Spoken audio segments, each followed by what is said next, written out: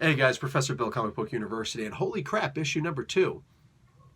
Okay, it actually says Silver Surfer Black issue number 2, but I think you get my gist because this is a holy crap kind of a book, and a holy crap moment happens on like every single page. Dude, let's talk about who made this book, and then the praise will begin. So we got Black, issue number 2 of 5. Donny Cates is the storyteller and does the script. Tradd Moore is also responsible for the story in many ways while he's doing the art.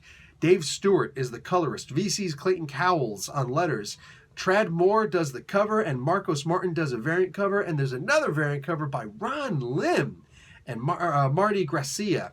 Dude, this is a crazy freaking book about Silver Surfer, which is created by Stan Lee and Jack Kirby, stuck in a black hole with Null. And the only thing that exists in there is what Null wants to exist. Oh, there's something else in there too.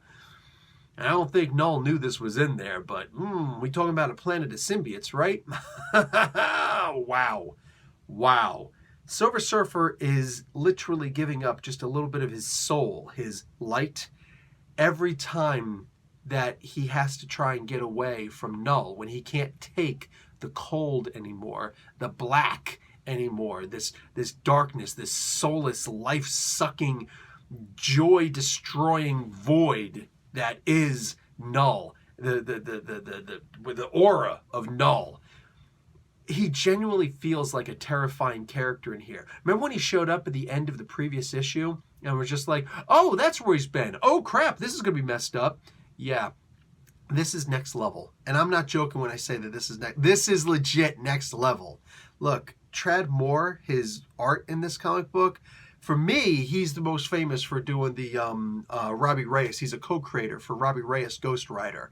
I think, yeah, he worked on both of those volumes. And I remember reading the comic book just thinking this is a little bit too crazy for me. You know what I'm saying? Like the art is just like, I'd rather be able to see what I'm doing, see what Robbie's doing, what everybody's doing, because this book is just a little too what the F for me, right?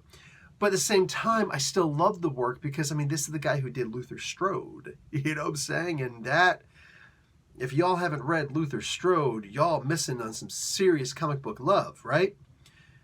Well, I read this comic book and I think that more than any other comic book that I've ever read that Tradd Moore has drawn, this is his home.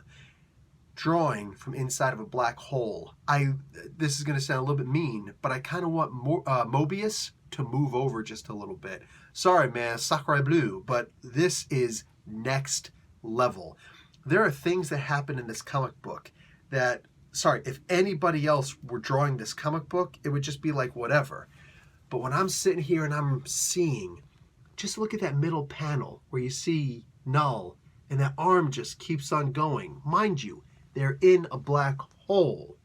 This should be terrifying.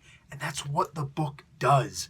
There are things that happen in this story that I'm just like, holy crap. And mind you, with Donny Cates just narrating this book, that's what's mostly happening in this book. He's just narrating this book. It's like, oh my God, what are you doing? Because like the terror just keeps on creeping. It's a living embodiment. Something happening. You guys see this? Well, that's what the feat of Silver Surfer in a symbiote looks like. Want to see more?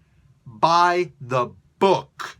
It's worth it. It's worth the event. You're going to try and pause what just happened there, right? Good luck with that. Anyway, wow. There are so many things that happen in this book. And make no mistake, there's the part where he starts trying to get away because he's just given too much.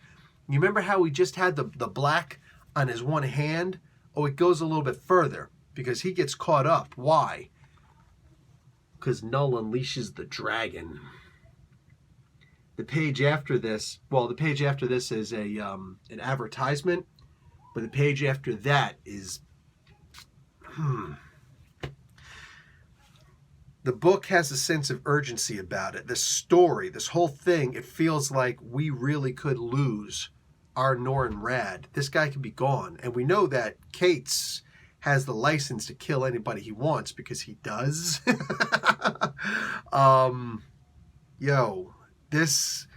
it's not just that it's a scary book. This is a terrifying, like I said, there's a sense of urgency about this book that you know that something that Silver Surfer is actually giving some of his life essence every single time that he gets just a little bit too close to the aura, the breath of Null.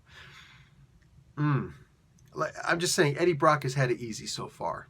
All right, this is where Null can just let loose and tear some people apart. There's also a voice in here calling to the Silver Surfer, trying to give him some guidance, and you think it's Galactus the entire time, and the entire time I'm thinking to myself, holy crap, are we going to get Galactus versus Void? Versus Null? Nah. Well, we don't. But when you find out who the voice is at the end of the book, and all I'm saying is, I know I'm giving you that little tidbit. May I make the recommendation? Don't read ahead. Don't read ahead. Start with the first page. Wait until you get to the last page, so that all of a sudden it's like, oh, that's like exactly not Galactus. This is an excellent book. When we talk about I can't wait for the next issue, people talk about that. Yeah, that's a cute idiom. This is the physical manifestation of I can't wait for the next issue. Wow. Just wow. I'm wondering if I can actually go and talk to Donnie and Trad and be like, hey, listen, I'm a cool guy and I won't tell anybody. And I'm being serious, man. If they gave me a preview of what's going to happen the next issue, y'all on your own. You'd be like my best friends and be like, Professor Bell, did they really show you? But like, yeah. And you guys, I don't care about you guys enough. I'm just telling you because nah. I need to know what's happening, and wow, no. Book can't come out fast enough. And that's just a fact. So hey, next month, next book. Then we got all these other, I don't know, less than books that are blocking the way to this next book. If we were in a black hole, we wouldn't have to worry about the time. That's all I'm saying. We wouldn't have to worry about time, and all the books would just kind of be there at the same, and we could just read them. Anyway, here's to the next month. Cheers. Great book. Don't miss this one. Don't do that to yourself. If you didn't get issue number 1, the only person you're hurting is you. Professor Bill, Comic Book University. Class dismissed.